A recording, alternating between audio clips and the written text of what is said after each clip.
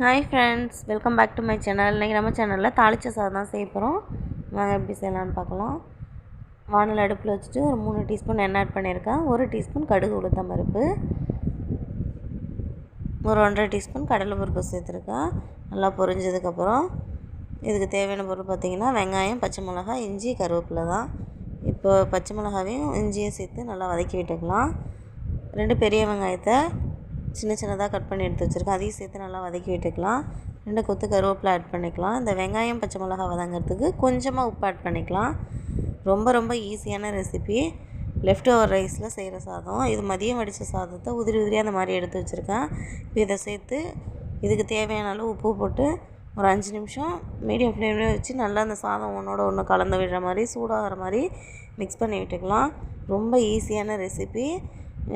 சாம்பார் பிடிக்கல வீட்டில் அப்படின்னா அந்த மாதிரி ட்ரை பண்ணி பாருங்கள். இதுக்கு பெருசாக அந்த சைட் டிஷ்ஷும் தேவையில்லை. ஊறுகாவோ ஏதோ துவையலோ இருந்தால் போதும்.